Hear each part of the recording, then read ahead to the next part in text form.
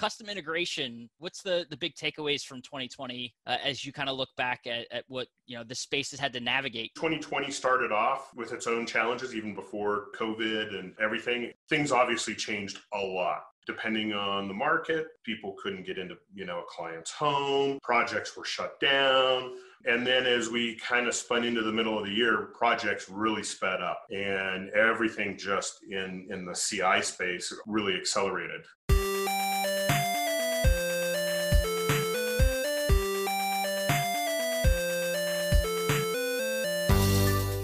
Welcome to the Independent Thinking Podcast. This is your host, Rob Stott. I am honestly perplexed how almost an entire year of recording podcast episodes has flown by, and I haven't had Mr. Hank Alexander, our director of HTSN, on the podcast. It is literally baffling to me, and I feel like I should apologize to him. I do apologize to him, as we get into this interview, but really just a wonderful individual, a guy who's always fun to talk with. If you know me, you know my background is the last couple of years has been covering the consumer electronics and custom integration space, and that is Hank to a T. That is what he covers. That's what HTSN is, Home Technology Specialist nationwide, and it's a space that's near and dear to both of us. So to get us on a podcast, the two of us with microphones in front of us and chatting about this space is going to be a lot of fun. And we certainly had a lot of fun talking about, the challenges that custom integrators faced in 2020 and, some of the opportunities that they now face as they look ahead to 2021. And, there's a lot to consider. There's smart home trends that health and wellness is a big part of the smart home space, and COVID and everything that has presented is really, accelerating the growth in that area as Hank dives into. And the tech trends are always fun. The audio and video and home theater trends that we dive into is always a good time. But some of those trends and where those things start to emerge is typically at CES. And Hank and I sat down about a month out from CES, which is in early January every year, and a show that would usually bring us together in Las Vegas for one heck of a week, out there in the desert and walking the trade show floors and the different hotels and catching up with vendors. It's a time, and it's something that gets done up every year. But this year, obviously a little different with a all virtual CES, and so we chat about what we expect the experience to be like, and what we anticipate coming out of this show this year, and just what we look forward to. So just a great conversation, one that I should have had a long time ago. I don't know why it took until December of this year and late 2020 to almost an entire year to get Hank on the podcast, but here we are. And, we sure had fun with it. So let's just go ahead and dive into our Independent Thinking Podcast with Hank Alexander, our director of HTSN.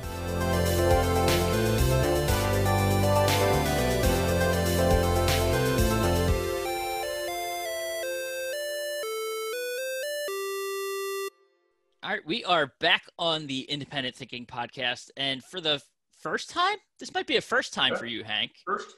Wow. It's been a year. We're coming up on a year of the podcast, and I can't believe this is the first time I'm having you on. That's my fault. I should apologize. I feel like good. I should. It's good to be here. No, right? But no, we got a little busy and sidetracked along the way. But Mr. Hank Alexander, our director of HTSN here at Nationwide Marketing Group. First of all, appreciate you and your elf on the shelf taking some time to join us on the podcast. Yeah, he moves around a little. You're here and there. You got to keep an eye on him back on that shelf. Oh yeah, totally. I'll watch while you talk, but there you go. Yeah, let me know what you're doing back there. We'll keep an eye now. But Hank, appreciate you joining. And we talk about the craziness of this past year. We've talked to a lot of different members and other areas of the business about what this year has been like. Custom integration. What's the big takeaways from 2020 as you kind of look back at what, the space has had to navigate? Yeah, absolutely. So, it certainly 2020 started off, with its own challenges even before, COVID and everything. And we were looking at some challenges in the business, and COVID hit, and, things obviously changed a lot. Depending on the market, people couldn't get into, a client's home, projects were shut down. And then as we kind of spun into the middle of the year, projects really sped up. Everybody needed networks taken care of, and everybody was obviously staying home. So they're looking at the old 55 or 65 inch TV, and everything just in the CI space, obviously in all consumer electronics, but the CI space really, really accelerated. We come into the back half of the year with nice, strong double-digit growth in our CI business. And, the word in 2020 is supply chain, right? Yeah. If everybody could get another receiver, another panel, another whatever, they could get another job done or complete a job or some of those kinds of things. So, 2020's obviously been an interesting year. In fact, I actually just read this morning where there was a container ship that got caught in some bad weather coming over and lost 2,000 containers. And some of it's product that from brands we know we do business with, bound for the US. And so it's like as if 2020 wasn't strange enough. We've got a container ship that loses 2,000 containers at sea with product bound for the U.S. for consumer electronics. It's like, I feel like that has something to do. I don't know if you've seen these monoliths that have been popping up around the world, but some art installations, quote unquote. That tells me that some signals are being sent that someone's messing with the globe and Mother Nature. It's too much at this point. We deal with port issues in a normal there's a strike or a port issue or a ship loses some containers or some little thing. This year it's been all of them together, and it's just it's really refreshing to see the CI guys, our guys, how resilient they are, pushing through it, doing well, getting new jobs, staying busy, staying healthy, all those things. It's really refreshing to have that. Yeah, and you mentioned specifically the thing that comes to mind when I think about this space is the projects.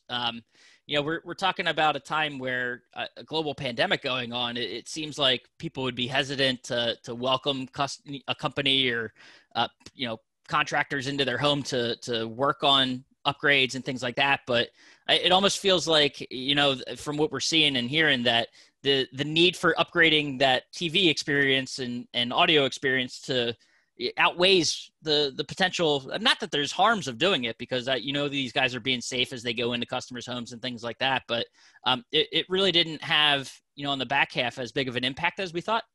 Yeah, it really didn't, and certainly the name of the game was PPP, right? PPE, protective gear. Yep. And making sure everybody was, wearing face masks or gloves and wiping things down or all of those kinds of things. But yeah, there wasn't as much of a scare, I don't think, for the most part, as we all thought there would be, or that there was in the very beginning of it. Certainly everybody's taking a lot of precautions and, making sure everybody's healthy and all of those kinds of things. But yeah, you're exactly right. The need for, as we're all working from home and learning from home and all of those things, the need to upgrade networks and, office spaces and the TVs and the audio and, shocking how much home theater is making a resurgent, because everybody's like, wow, I can't go to a concert. I can't go to a sporting event. I can't go to the movies. And now with streaming, a lot of the first run movies, as we all know, are coming right to the home.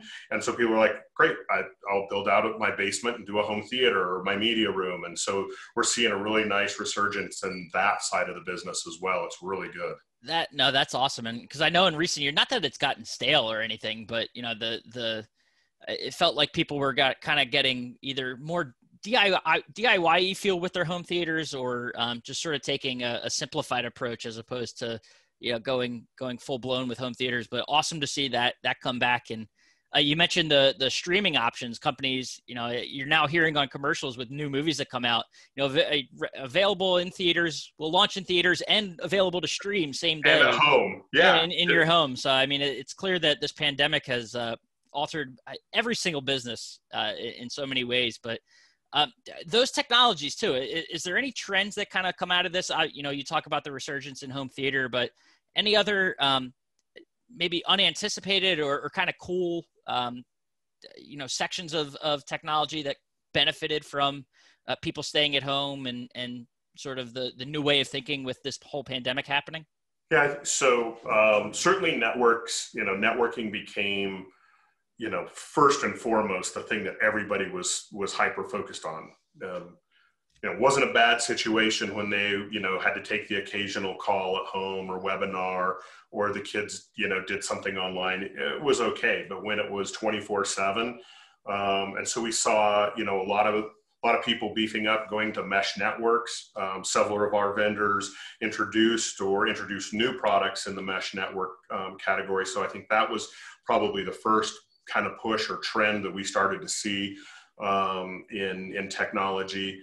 From there, really the home theater, we partnered with Row One for home theater seating. We started really looking at that, that whole side of the business a lot differently again. Things like lighting, that's a big push. Everybody's at home, and making sure that the lighting is done the right way and that it's healthy and it makes you, all of those things. There's just a ton of new trends and things that are coming out of the work from home, learn from home side of the business. No, that's awesome. Any lasting impacts too? I mean, these are trends that are kind of, trends come and go, and I'm sure we'll see some of these that not necessarily lose all of their luster, but that kind of fall back to the back burner. Any that are sort of lasting that you can think of that impacts of this on either technology or just the way business is done? I think the biggest trend that I saw in 2020, it's been growing, but certainly grew a lot in 2020, outdoor living. Our outdoor business has just been crazy. If you look at Traeger grills, you can't buy a Traeger grill right now. It's impossible. Flat panels for outdoors, so that whole outside living has been growing every year. Some statistics show it double digits every year. And this year it was just insane. And I think that continues. I think that continues very, very strong for the next, 4 or 5 years, because everybody wants to just be outside more and more. Makes sense. And, that's where a lot of the social distancing is happening. You get the social distancing parties and people that sort of, you got to stay apart, but that all happens outdoors, right? So Absolutely. Why not make the most of that space while you're doing it? Yep. A little rock and roll and some TV out there. Don't forget, you got the landscape acoustics and things like that. There's so many ways that you don't normally think of. I mean, yes, you got the grill, you got maybe an outdoor display, but it gets down to the furniture and you can outdoor audio. There's so many ways to do that space. Yeah, we did our patio last year, and my wife was like, "Why are we putting 10 speakers on our patio?" And it's like, more is better, right? More is better. That was my excuse for getting more speakers. Absolutely, that is, you did it right. Neighbors don't like it, but that's right. That's all right. They'll like it when they're there and enjoying it with you. So exactly. Oh no, but we're talking about all these tech trends and kind of how the CI channel has been impacted. But typically, the place we go to find out about all these things is, we're talking here in December. About a month from now, we would typically be gathering in Las Vegas for the Consumer Electronics Show. Still happening this year. Just a little bit different, It's going all digital. A little different. Normally we'd all be hanging out with 175,000 of our closest friends and relatives in Vegas. And this year we can do CES in our pajamas from our office, right? I actually am, from my seat, I think it's a good thing to be able to get people who haven't been to CES for a number of years or maybe ever. It's a good opportunity to expose them to CES and the trends and, get them to see new products from, different partners and vendors and business, and hear keynotes from various people. So it's, from my standpoint, it's too bad we're not all there. We really look forward to being with everybody in Vegas. It's a lot of work, but this year it's virtual, and it's going to be a fun experience. Well, you talk about people that haven't been to CES in a while or ever. I know one segment of that is consumers. This will be the first time that I know it's on a limited basis, and they'll limit the types of things they can access. But pretty neat to see CTA open up CES to the consumer market and kind of give people that always it was like a pipe dream. What kind of job do I have to get that'll let me go to CES? But rather this time, you can sign up, and if you're just a normal tech lover, you can attend the show this year. Every year I'd have at least one friend that would be like, could I go one year with you? Could you just get me a pass and just, I want to go and see it. I want to experience it. And it's funny because now it's like, yeah, sure. Just go register. It's really easy. Here's the link. Here's the link. So yeah. And it's actually starts, it's a month from now. So I know.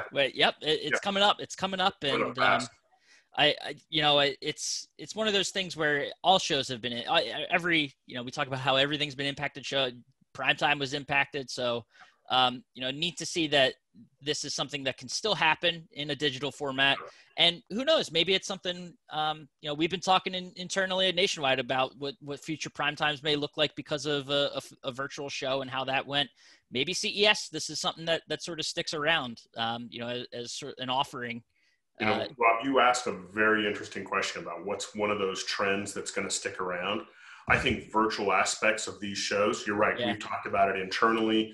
CEDIA has talked about it. CTA is talking about it. Like, are there portions of those shows that can take place virtually and incorporate, maybe the consumer side of it as a virtual thing? If CES, I'm pretty sure CES is going to get pulled off next year, that we're going to be able to go to Vegas. But so there's all of those kinds of conversations with everybody going on. Like, what does that virtual aspect look like?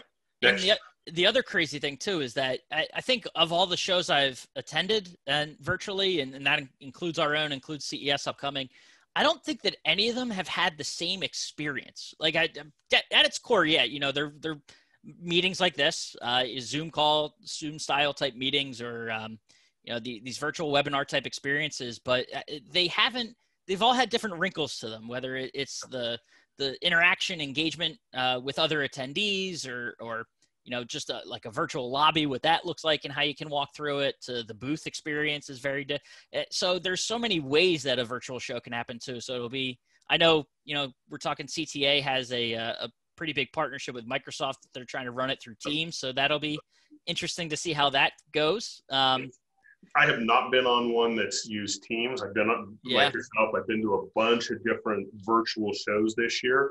And you're right, haven't been on one show that's been the same layout or the same, any of those things, one from the end. And so it's really interesting. And and right after CES, we got KBIS, right? That's another virtual show. So it'd be interesting to see what platform they use and how they pull it all together. Yeah, just a lot of like interesting ways to look at these things as they happen. But like we said, CES, it is happening. We'll be there, from where we're sitting right now. So we're reporting live from the CES floor. Yeah, right. So it'll have a little bit different. Here, my house. little different feel. CES truly is global this year, so it's not global in the sense that it's bringing everyone to Vegas, but it's allowing everyone to attend from where they are. Yeah. But I know the experience is going to be different this year, but what are you sort of most looking forward to as we, get ready to quote unquote attend CES this year? Yeah, I think one of the things I'm kind of interested in and excited about is more information and push into the 5G side of things. That's coming to the house. Obviously, 5G is the big buzz in cell phones and mobile and those kinds of things. But there's more and more devices that are being built or going to be being built in the next year or so that are going to be 5G. And I think that that's an important build out. And I'm anxious to hear more about that and see that and experience that build out more and more, and see that push into the customers' homes and in their day-to-day life. So that's important. There's obviously all kinds of new display technology, micro LED and, all of those types of things. So it's really going to be exciting to see some of those kinds of things come along. We've gotten some sneak peeks at a few of those things from some of our vendor partners. and I'm sure they'll do some new product introductions at CES. So those are the two, in my mind, kind of hot technologies that I'm looking at. No, that makes a lot of sense. And I know, it feels like we've been talking about them for a couple of years now, but it's getting to that point where now it's starting to become real. Not to call out a single brand, but once Apple announces a 5G phone, it feels like, okay, it's here. When you go to the Apple store or the Verizon store or AT&T store or whatever it is and get an actual device that's 5G, and all of a sudden it becomes real. It's like, okay, now I get it. And yeah. And the cool thing too is that, in the past when these new networking technologies, 3G, 4G, LTE had been rolled out, it truly was really just a mobile, launch. It was what can the smartphone do now? But, as has been hinted, 5G has a lot wider impact. And so, I mean, what are some of the things about it in the home that you're seeing that kind of excite you as far as what, the customer outside of their smartphone will be able to do with 5G? Yeah, I think streaming solutions, having 5G, potentially built into panels and the streaming opportunities. And, again, that's a big push streaming is now. And as we've talked about, and so having that big, that massive pipe being brought into your home, it's just going to, give you more options for higher quality TV and more options for streaming and all of those. So, I think having all of that in your networking devices and your TVs and, all of those types of things, I think it's an important push. So I'm excited about that. And that, I mean, talking to HTSN members, do they give you any sense of what the push has been like to talk about 5G with customers? Are they getting it? Not a lot yet. The most conversations that most of the custom guys are getting is around cell boosters in homes. So, being able to boost that 5G signal in a home with their mobile devices. Customers aren't yet really thinking about it in their TV, but that's coming. I mean, that's part of the process. Yeah, absolutely. And, I know the part of the way you overcome hurdles like that is having a company like CTA with CES make consumers able to attend so they can see these educational sessions. The awareness. Yeah, so you build that awareness as an industry, and then maybe more questions follow, but at the very least you're kind of exposing customers to the possibility and kind of giving them that under the hood peek at what's going on in the industry. Absolutely. But the other trend you mentioned is panels, and a lot of ways we can go with that, because I know the two big things that come out. You mentioned the micro LED panels, and we'll get to that, but 8K too. 8K, massive push on 8K, which also kind of goes hand in hand with a push with 5G, because you got to have that massive pipe to get that content in. So 8K, we're seeing a resurgence or a push with short throw laser projectors. We're partnered with several people that have them, and we see some really cool new technology and a push coming that way. So you can have a larger TV, you don't have to mount a projector to a ceiling necessarily. And there's some rumors of some 8K short throw projectors coming. Some rumor of some 8K, obviously a lot more 8K panels from, the big three, LG, Samsung, and Sony, as well as others. So. Yeah, it's dangerous talking with you, because I have a little media room downstairs, and I have so much I want to do to it. And we have these partners, so my nationwide paycheck should just go right to Sony, Samsung, right over to one of our guys. Yes, here, I just need that. Yeah, just do this. Just get this here. So that's what needs to happen. And sitting home all this time, and like you say, looking at my TV and knowing what I have and what I want it to be. So we're all in the same situation. We're all looking at it, right? Going, and then too, the micro LED. I know that's the thing that comes to mind when I think of micro LED is the wall that Samsung has had on display at past shows. Crazy technology, because the panels, the possibility of, you talk about building something, custom installations, that is truly, when you talk about displays, probably the most custom of displays that you can kind of navigate and work with as an installer. Do you see a lot of adoption of those, that kind of picking up? Yeah, I do. So, Samsung's going to have some micro LED out in the market.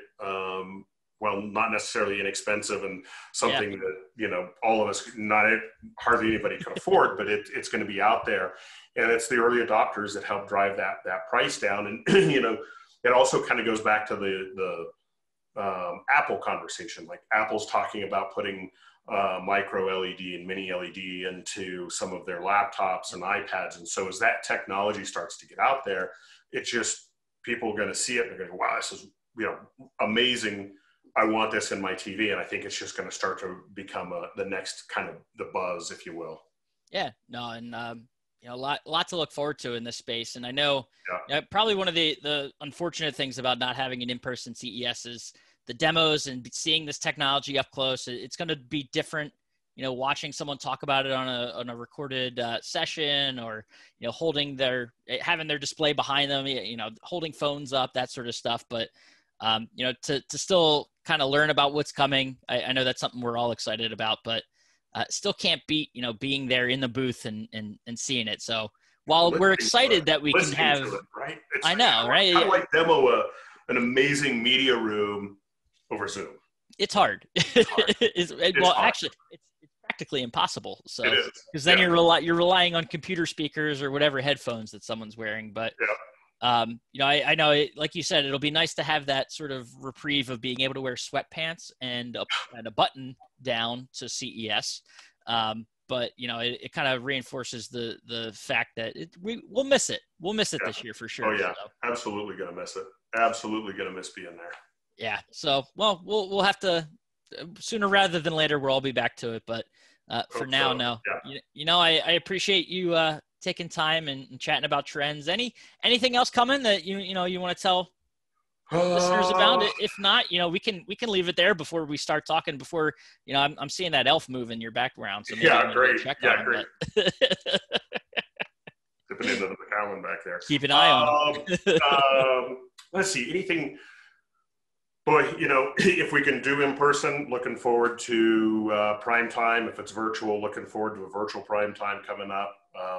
And then we have an HTSN summit in May in Dallas, and looking forward to that. So hopefully by May we're all traveling and everybody's healthy and we can do it. So seems in conversations, that light is. It feels like that light has been at the end of the tunnel for a while, but now it actually feels real and like it's getting a little bit bigger. So yeah, looking forward to it. We're getting there, but no, Hank, I appreciate you taking the time, and this was fun. This was fun. Even if we have to do it over Zoom for now, I can't wait to get two mics in front of us and in person, and maybe the elf can join us. We'll talk. I'll bring you next time. Let's not wait a year to do this. This was a lot of fun. I appreciate it. Stay healthy. Stay safe. Yeah, you too. All right. Cheers.